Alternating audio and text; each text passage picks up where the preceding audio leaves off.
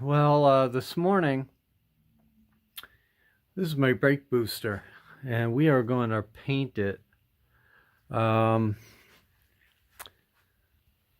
so basically, what I did is I prepared the surface. I scraped down all the old rust through and rough finish that the brake fluid ate through the paint. What we're going to try to do is blend in new paint with this old. And I'm using an airbrush, so I'm going to have ultra precision. And we'll see how it goes. I'm going to use gloss black. I've got Rust-Oleum in heating up in water. Always preheat your paint. And I'm also going to preheat this part. I'm going to put a blow dryer on it for a couple of minutes to give it some better, I think you'll get better adhesion with warm paint than cold paint, and it'll specifically prevent fish eyes. Anyway, so I'm thinking gloss black will work. I'm just going to transfer that paint into my little Harbor Freight airbrush, which has been very reliable.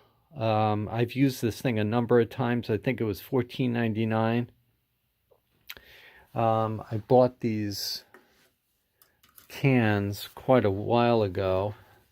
I think I bought like 5 of these on eBay for like 10 bucks. And what I'm going to do is I'm going to spray into this to load this up. Half of this should be about right. And we're going to go to it. So it's masked off a little bit. I'm going to the sequence. You always have to plan out what you're going to do. So what I'm going to do is spray the back of this first. And this is a stand I made for my guitars. I sprayed a guitar. Came out great. I did it 5 times though. But what I'm going to do is spray the back here first, because this is only the back, and just this area here. Then once this is done, I'm going to pick it up, turn it around, and spray the rest. Well, it looks like I have a little bit here. But I can do, maybe I'll do this from the back, and I'll do this over here, and then turn it around because I can grab it. And then do the final spray of the other side.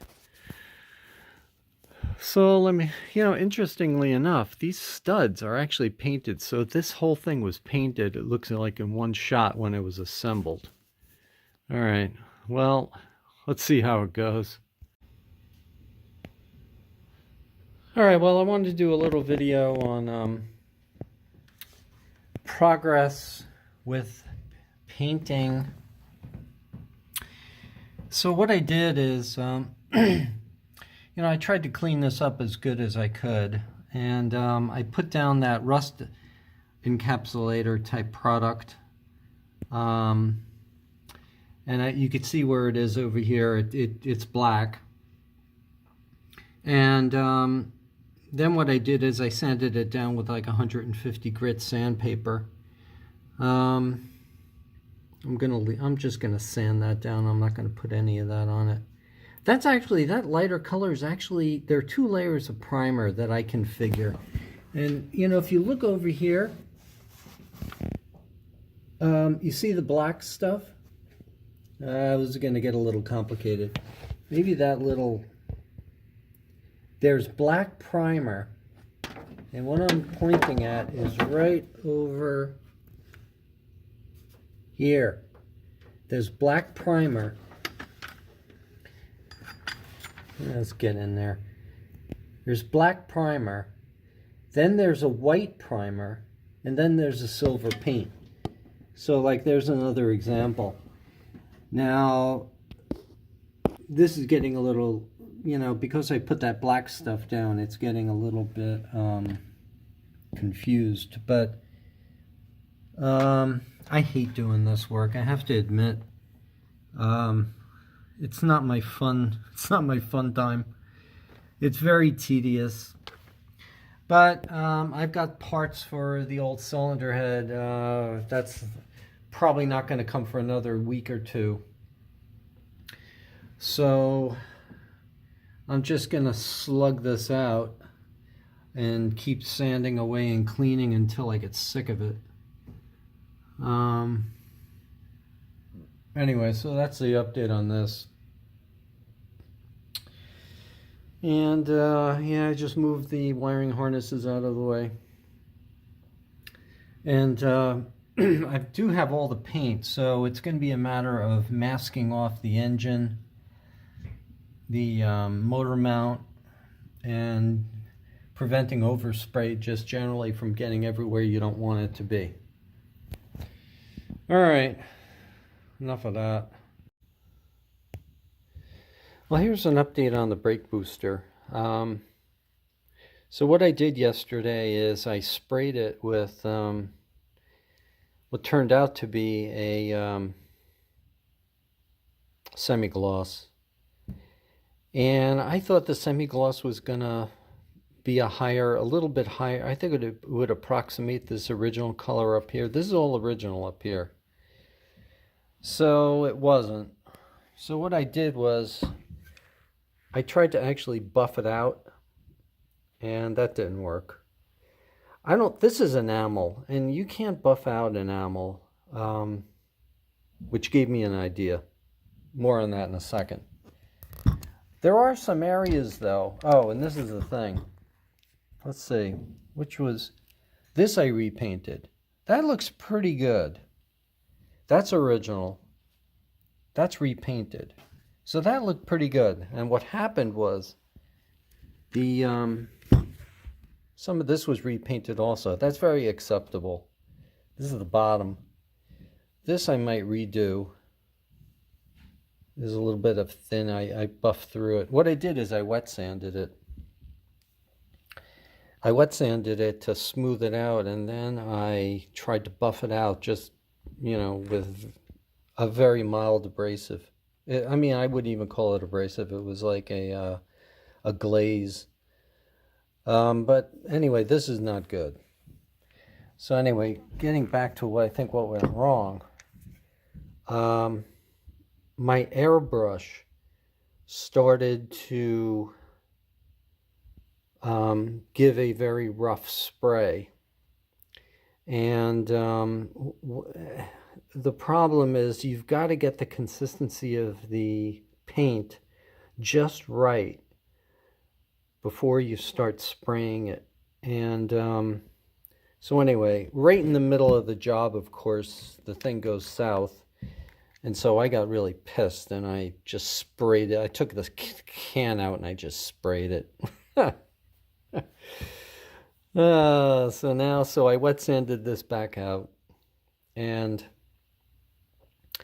so as I was looking at this original finish, which of course is clearly a gloss. I don't know why I put semi-gloss on it. Something came onto me. I got an idea, and I'm thinking, don't use enamel, use lacquer. Now, let me show you a nice lacquer finish. I refinished this guitar myself. I taught myself how to do this is a three-tone sunburst, and I taught myself how to do it. It actually doesn't look as bright in the video as it is in person. This is a little bit more amber. It's showing up a little bit yellow here. Anyway, I did this guitar 5 times. Now the thing is that you can buff out lacquer, and that's what I like about it. That's pretty black. Actually, this is not black. This has a little bit of brown in it. You could probably see that.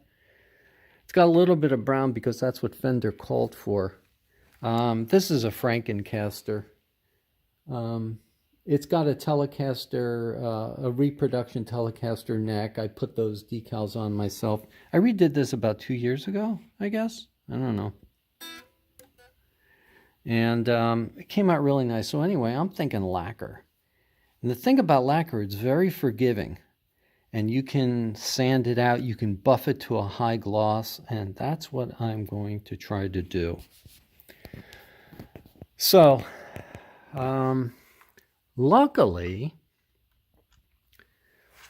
I happen to have... Oh, that's my muffler project. More on that later. I happen to have a gloss black guitar lacquer that coincidentally I did not use on that project, but I do have this guitar lacquer hanging around that I just found. It's probably a couple of years old, but by the way, you store these things upside down like this so that the sediment goes down here and doesn't clog the straw, the siphon, whatever. Anyway, so this is what I'm going to try to work in. How I'm going to apply it, I don't know. But the other big mistake I did is I didn't really test out with my old airbrush. I didn't test out the spray. I actually did, but I didn't use the airbrush. And I should have used the airbrush to see what the results were I was getting. Anyway, so that's the update. I'm going to use this gloss black and it's nitrocellulose lacquer. I can't believe I actually have a good amount in here, so I should be able, I got plenty, but I should be able to do a couple of test sprays on metal. I think I'll do it on aluminum. I got some aluminum over there, and we'll see how that works out. All right, more on this later. By the way, I'm using this, I'm using Eastwood's High Build Primer in black. It's a pretty nice little product, got a nice little spray top to it. It throws out a very good volume of paint and covers pretty well. The other thing is I am preheating, I should say, all the metal with my blow dryer to warm it up. And so this is basically what it looks like. I gotta shoot a little bit more up over there, but I'm trying to do small sections at a time, and hopefully I'm gonna try to, not have as many hard edges. I'm gonna feather out the buildup of that primer, but I'm just trying to do small sections at a time. All right, well, a quick video this morning. This is the battery tray area. I sanded it pretty well, and I just put another coat of primer on it, and I'm gonna just go over it with some 600. And how do you like this masking job? Yeah, I don't know. And then I'm gonna hit it with this. Automotive Touch-Up makes paints for all kinds of cars, and this is, of course, base coat. It's a 2-stage. It's a base coat. I guess that's the color number.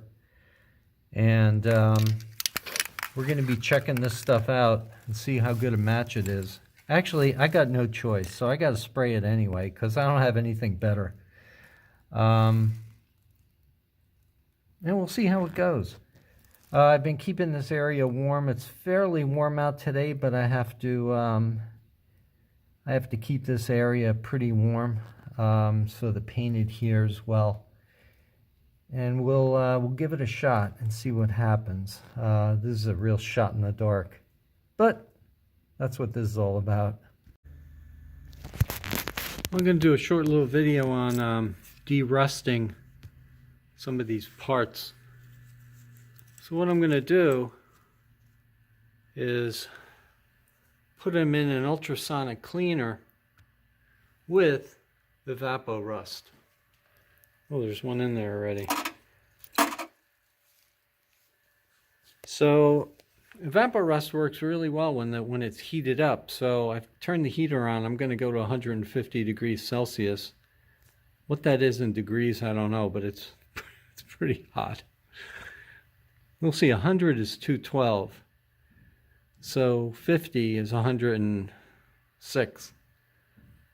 So that's pretty hot. It's going to take a while for this thing to come up to temperature. And it hasn't budged, but I think it's going to take a while for this solution to get hot enough.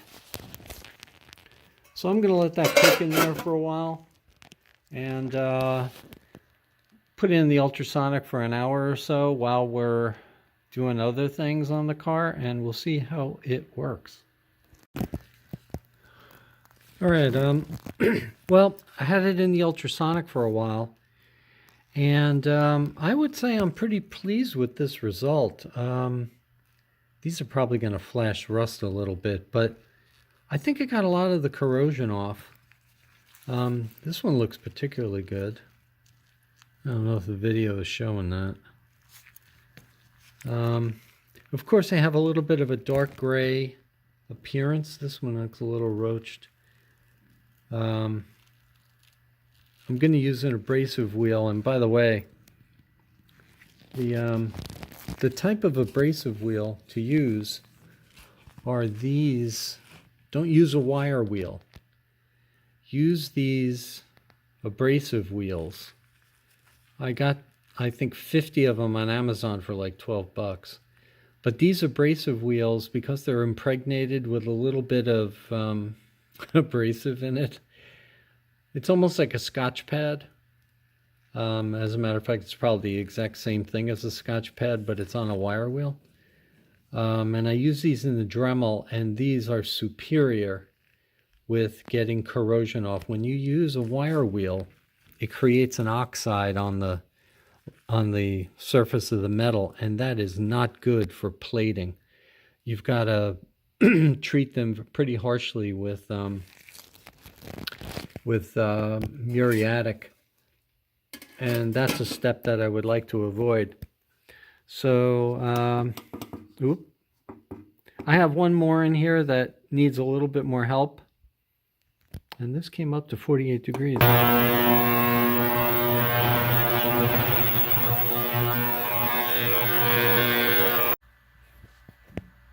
Remember the tailpipe? So what I did was I used JB Weld, and I filed it down to match this profile. You can see the JB Weld. You can see the JB Weld in there. It's rough, but I filed it down so it's nice and smooth. And then what I did is I found this foil that I had from making car models, and what this is used to replicate chrome on a model, you know, a scale model car, say for example. And I had this for a Porsche model I did like 15 years ago, and I still had this stuff, and I said, you know, I wonder if I could just put it on there and see what it would look like. It's self-adhering. It has this is a paper backing, and it's a very, very, very thin foil. And what you do is you just peel it off, and it's self-adhering. And I just put it on there just to see what the heck it would look like. And you know what? It isn't too bad. I mean, of course you can see, actually that looks pretty good, right? But if you if you look at it from a couple other angles, you can obviously see where the foil is and where the original chrome is. Now, I did look into chrome treatments, and they do sell treatments that will give you a brilliant chrome finish. And of course, I would do it from right here all the way to the tip. But those treatments are like $200 for the kit. which is a lot of money. I don't know if I'm ready to spend that on this. I'll probably end up doing that or find a place that'll do it for me. But anyway, this might not last, by the way. This is probably also going to peel off. But I figured I'd give it a shot. And that's your muffler. And that's what it looks like from 5 feet away. It's kind of passable. All right, let's take a look at these Roma blocks that I've had in the sauce here, cooking away for a while. I think there are 3 of them in here. So I'm just going to immerse them in water.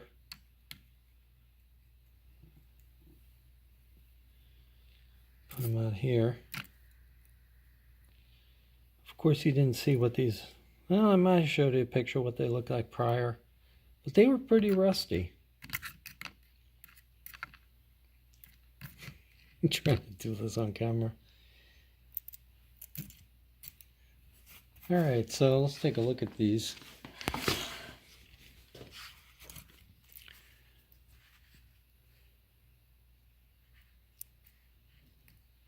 I'm pretty happy with these, I think. Of course, the better condition going in, the better condition coming out. These are pretty good.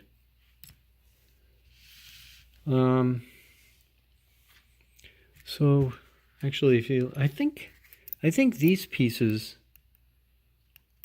these little circular things that are the retainers, I think for the screws, I think those are aluminum. I don't think those are steel. But anyway, what I'm going to do is dry these off and then hit them with here,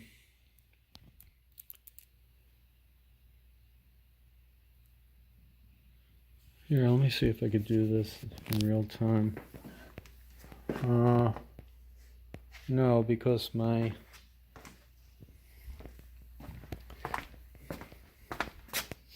this is where my car is in 50 billion pieces.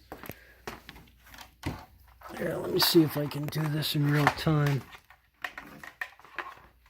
Nope. There. Let's see what kind of results we can get. So what I'm going to do is hook up my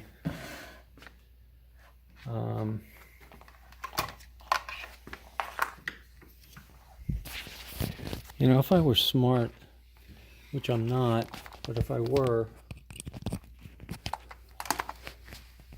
I would free up one hand so that I could do this.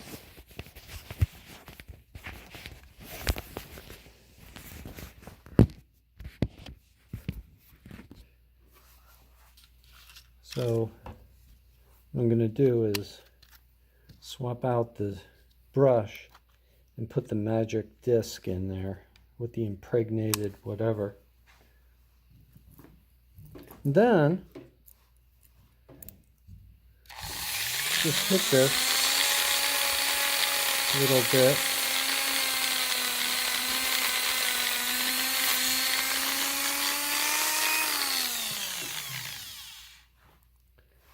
And look at that difference. This is a 14. Why is that not focusing? I don't know.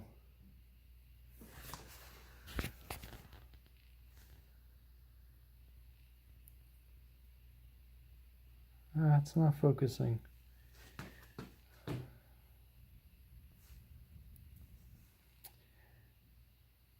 See, this side is, this has the phosphated, and this over here I just hit with the wire brush. And you can see the dramatic difference.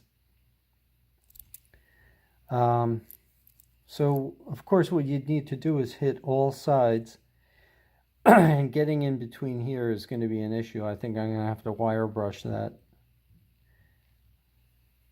Why did it come? It came in focus and then went out. I don't know why. But anyway, I think this this hot evaporust solution, and you can go up to 140 degrees with that stuff. I think that'll work. Let's see what this looks like. This is a really bad one.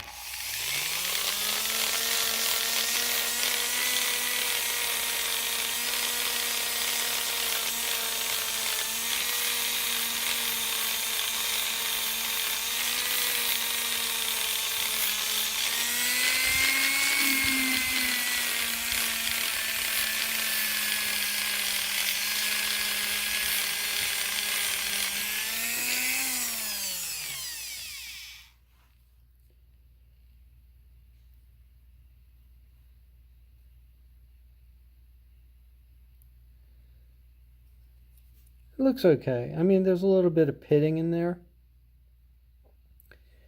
And of course, when you plate it, you're gonna pit over, you're gonna plate over the pits. Anyway, it's not too bad. Onwards and upwards. All right, we're gonna do a comparison test. I'm going to put these, all these Roma blocks. These are for the air canister. And you can see the condition of them. And we're going to throw it in the, solution here, which is cooking at 106 degrees. So I'm going to put it in there for about 10 minutes and we'll see what comes out. Okay, look at these Roma blocks. Look how nicely they came out. And this is just going in a evaporust solution for about 10 minutes. I mean, look at the hardware on these things. Look at that. Holy cow. They're spectacular. I wasn't planning on plating these, but I definitely don't have to plate them now. I think what I'm going to do is put some kind of rust preventative solution on them. More on that later, but boy, I tell you, these Roma blocks are coming out great. Now, granted, these were not corroded that badly. They were just dirty. So keep that in mind.